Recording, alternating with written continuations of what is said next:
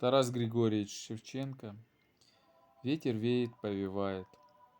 Ветер веет, повевает, шепчется с травою.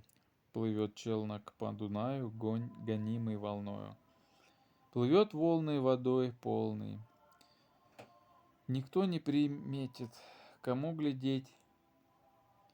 Хозяина давно нет на свете. Поплыл челнок в синее море, а оно взыграло. Поднялись волны горы, и щепок не стало.